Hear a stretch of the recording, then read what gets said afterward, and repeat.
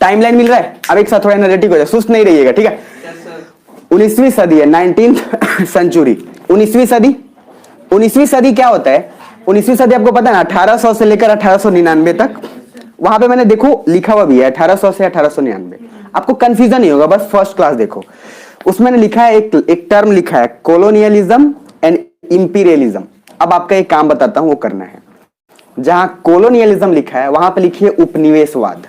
आराम से पहले अब थोड़ा सा बस अभी खाली करिए जल्दी से, हालांकि लिखा हुआ आगे मिल जाएगा आपको, चिंता नहीं करिएगा, लेकिन अभी लिख लीजिए एक उपनिवेशवाद। कॉलोनियलिज्म मतलब, सुनिएगा सर, कॉलोनियलिज्म मतलब उपनिवेशवाद।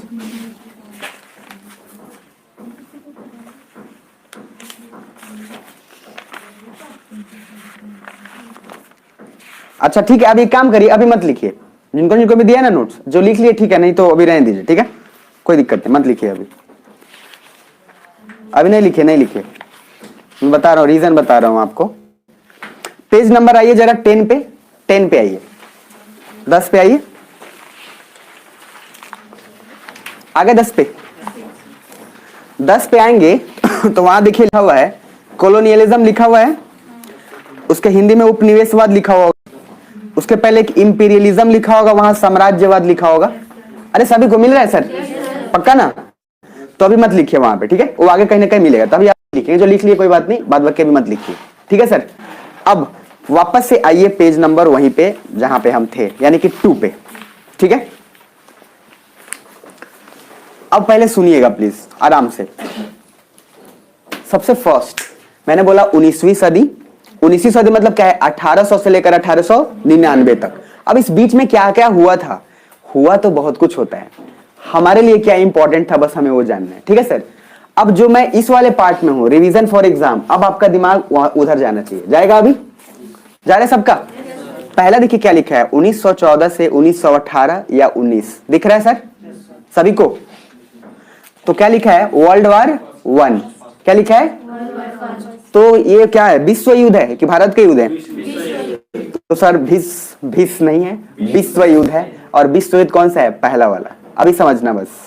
तो उधर शॉर्ट फॉर्म में मैं आप यूज करूंगा, आगे जो यूज करूंगा वहां पे WW1, और हर जगह वर्ल्ड वार नहीं लिखूंगा मैं, इतना लंबा फिर कहां से आप वर्ड करोगे? और मेंस में लिखना पड़ता है सर, तो मेंस में वर्ल्ड वार लिखोगे तो 2 वर्ड हो गए, वर्ल्ड एक वर्ड, वार एक वर्ड, लिमिटेड वर्ड है, 250 से ज्यादा हुआ तो भैया नंबर यूज कर जाता है। मेरी बात समझ में आ रही है?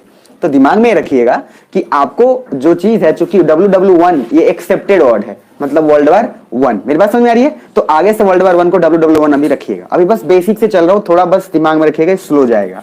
सेकंड 1939 टू 1945 वर्ल्ड वार 2, यहां कोई कंफ्यूजन है सर? नीचे 1946 ऑनवर्ड्स, तो 1946 से आगे कोल्ड वार, जिसको आप हिंदी में शीत युद्ध बोलते हैं। क्या बोलते हैं? शीत युद्ध। 1991 से 2008 क्या है? Post cold war. मतलब पोस्ट मतलब क्या? एक होता है जैसे आप बोलते हैं ना प्री, तो प्री मतलब होता है पहले, जैसे आप प्रीपेड सिम लेते हैं, क्या होता है? प्रीपेड। और एक होता है पोस्ट पेड। तो प्रीपेड मतलब, प्री मतलब पहले। अब जैसे आप ऑनलाइन सामान मंगाते हो, तो जब आपके पास कोई पैसा अगर ऑनलाइन पे किया हुआ है मान लो, तो उसके बॉक्स पे देखना लिखा हुआ रहेगा प्रीपेड, मतलब पहले से ही पेड किया हुआ है। अरे समझ रहे? बोर्ड तो नहीं कर रहा ना? समझ रहे ना सभी? सुनिएगा, तो प्री मतलब पहले, और जो पेड किया हुआ है मतलब पहले से क्या किया हुआ है? पेड।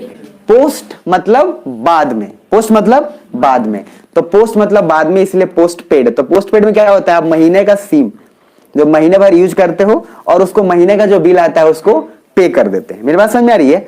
उसी तरीके से यहां मैंने क्या लिखा है आपको? क्या लिखा है? Post cold war. एक एक चीज समझिएगा बस बारीकी से, बस यही बारीक समझ आना है मुझे, क्योंकि बेसिक इंपॉर्टेंट है। जब तक घर का फाउंडेशन नहीं स्ट्रांग होगा ना, तो ऊपर मुझे बनाना बहुत मुश्किल हो जाएगा। इसके बाद से मैं डायरेक्ट वर्ड यूज करूंगा, क्या क्या बताता हूं। पोस्ट कोल्ड वार मतलब कोल्ड वार के क्या पहले, बाद में। तो भैया 1991 से 2008 तक पोस्ट कोल्ड वार का टाइम चल रहा है, ठीक सर? आगे मतलब शीत युद्ध के बाद 2008 से अभी तक। अब मजा आने वाला है आपको। टिल नाउ लिखा हुआ है वहां, तो टिल नाउ मतलब अभी तक सर। तो 2008 से अभी तक एज ऑफ अनसर्टेनिटी, इसका मीनिंग क्या है? अनिश्चितता का काल। मतलब हमें आज बिल्कुल निश्चित नहीं है कि कौन ज्यादा पावरफुल है, कौन ज्यादा पावरफुल नहीं है। पहले समझ रहे हैं, और हाथ ऐसे नहीं रखिएगा। अब वापस से समझिएगा, ठीक है। Edge of uncertainty. अब उसमें मैंने दो चीज लिखा है, बिकॉज, सुनिएगा ध्यान से। अब इसको बिकॉज से पहले अब जरा प्लीज इधर आना, इस वाले साइड में, ठीक है सर। आगे सभी लोग यहां तक, ठीक है। प्लीज सुनिएगा, टाइमलाइन में दो चीज वहां कैटेगराइज किया हुआ, इस पे, इसी पे, इधर ही ध्यान रखिएगा सभी। इधर दही चूड़ा दूर है अभी, इधर ध्यान रखना है, ठीक है। तो पहला है सर 1945 से 1991, दिख रहा है क्या लिखा है? Cold war. नीचे क्या लिखा हुआ है? शीत युद्ध। तो जहां जरूरत है ऑलरेडी हिंदी का पार्ट लिखा हुआ है, चिंता नहीं करने का सर। उसके बाद आइएगा 1991 के बाद पोस्ट कोल्ड वॉर, मतलब शीत युद्ध के बाद लिखा हुआ है, लिखा हुआ है सुभाष। सभी को हिंदी माध्यम वाले चिंता नहीं करना है सर। आपकी इंग्लिश इतने स्ट्रांग हो जाएंगे जो हिंदी माध्यम के हैं कि उनको विश्वास भी नहीं होगा कि इस पूरे कोर्स में उनको इंग्लिश कैसे आ गया। ये मेरी गारंटी है और मैं ऑन कैमरा बोल रहा हूँ। इस बात को समझिएगा, बाकायदा 1 साल मुझे आपका पेशेंस चाहिए और जैसा बता रहा हूँ आंख बंद करके करते जाना, ठीक है सर। आज का भी डेट याद रखना और 1 साल बाद जब कोर्स कंप्लीट हो जाएगा तब देखना, बोलोगे सर इंग्लिश में ही पढ़ा दो। आगे सुनिएगा ध्यान से, गारंटी है मेरी। अब है 1991 के बाद, क्या है? शीत युद्ध के बाद, दिख रहा है सर। अब उसके बाद थोड़ा आइए, ये जो शीत युद्ध के बाद है, ये दो तरीके से हमने इसको डिवाइड किया है। एक क्या है? 1991 से 2008, दिख रहा है सर। अभी बस जो मैं बता रहा हूं ना वैसे ही समझते जाना, अभी दिमाग प्लीज मत लगाना। तो 1991 से 2008 में मैंने लिखा है यूनिपोलर। क्या लिखा है? यूनिपोलर। तो सुनिएगा सर, यूनि लिखा है और पोलर लिखा है, इस सब का आपको चिंता नहीं करना है। यूनि मतलब होता है एक, ठीक सर। पोलर मतलब अभी समझिए बस इतना, पोल। जैसे मैग्नेट में, चुंबक में होता है क्या? North pole, south pole. मेरी बात समझ में आ रही है? यहाँ यूनिपोलर का क्या मीनिंग है? मतलब कोई, सुनना, कोई एक ही आदमी पावरफुल है अभी, या कोई एक ही देश अभी पावरफुल है। आ रही समझ में? ब्रैकेट में देखना यूएसए लिखा है, लिखा है सर। 1991 से 2008 के बीच में सिर्फ यूएसए पावरफुल था। उसका कारण अभी मैं बताऊंगा, चिंता नहीं करना। देखो सुनो, अब सब सुनता एकदम मजे से। पहले जो पीरियड अभी वापस कनेक्ट करना, आप पहला मेरे साथ रिपीट करोगे। वर्ल्ड वॉर का पीरियड बोलो एक साथ। वर्ल्ड वॉर वन का क्या था? 1914 से 1918 या 1919 जनरली काउंट करते हैं। तो मेरे साथ एक बार बोलोगे, वर्ल्ड वॉर 1 एक रिदम में बोलिएगा सर, तभी याद होगा। 1914 से 1918 या 19, ठीक। वर्ल्ड वॉर 2 1945, तो 1939 से 1945 या 46 जनरली काउंट करके चलो। अब उसके बाद है कोल्ड वॉर। क्या है उसके बाद?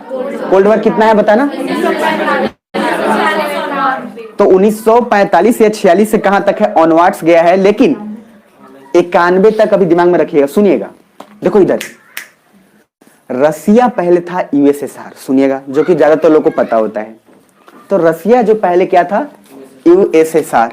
ये सारा कुछ आगे भी आएगा, मस्त। अभी मैं आपको एक रिदम बनाने के लिए कर रहा हूं। तो यूएसएसआर जो था वो था रसिया। ये रसिया मतलब सिर्फ, अभी रसिया एक पर्टिकुलर देश है। पहले यूएसएसआर में जनरली 15 या उससे ज्यादा, अभी एग्जैक्ट में नहीं बताऊंगा, उससे ज्यादा देश मिलके तब बनाए थे क्या? यूनाइटेड, जो सोवियत, जिसको आप लोग हिंदी में सोवियत संघ भी बोलते हैं या सोवियत बोलते हैं, अभी दिमाग में रखिएगा। तो सर हुआ क्या? अभी मैंने लिखा है क्या? Post cold war. और उसमें भी मैंने क्या लिखा है? 1991 से 2008 तक। और यूनिपोलर लिखा है। क्या लिखा है? सभी को समझ में आ रहा है? यूनिपोलर और ब्रैकेट में क्या है? यूएसए। मतलब पावरफुल कौन था? यूएसए। अभी आप देखना, उस समय हुआ ये था कि पहले भैया ये बहुत पावरफुल था। तो वर्ल्ड में दो ही लोग पावर थे, सुपर पावर। एक था अमेरिका और दूसरा कौन था? एक अमेरिका और दूसरा कौन? यूएसएसआर। प्रॉब्लम देखो क्या हुआ। वर्ल्ड वॉर 1 और वर्ल्ड वॉर 2 के बाद, सुनिएगा, अमेरिका ने जापान पे हिरोशिमा और नागासाकी पे गिरा दिया एटम बम। समझिएगा सर, अभी आराम से कैसे जाके कनेक्ट अभी हो जाएगा ना, आपको पता नहीं चले, इसलिए एक एक चीज कड़ी जोड़ते चलना सर। साथ हो सब मेरे? अमेरिका ने जैसे गिराया, अमेरिका और रसिया पहले देव यूएसएसआर, अच्छा तालमेल था उनका, कोई दिक्कत नहीं था सर, एकदम अच्छा तालमेल सब कुछ चल रहा था। प्रॉब्लम सर क्रिएट हुआ एटम बम गिराने के बाद। क्यों? क्योंकि यूएसएसआर को अमेरिका ने बताया ही नहीं था कि आप एटम बम बना रहे हैं। ओ भैया, अमेरिका का एक फितरत याद रख लेना, इस पूरे आईआर में, इस पूरे इंटरनेशनल रिलेशन के कोर्स में आपको पता चल जाएगा कि अमेरिका किस लेवल का गिरा हुआ इंसान है या देश है, आपको पता चलेगा। समझिएगा ध्यान से। अब अमेरिका ने नहीं बताया कि क्या बना रहा है, एटम बम, और दोनों की दोस्ती बड़ी प्रगाढ़ थी। मतलब यूएसएसआर और रसिया होते ना, वो वाले थे, बीरू और जय वाले टाइप, समझे? मतलब ईवी दोनों साथ टिकाते थे, ऐसा वाला साथ में था पूरा दोस्ती। अब जब एटम बम गिरा, रसिया हो गया नाराज,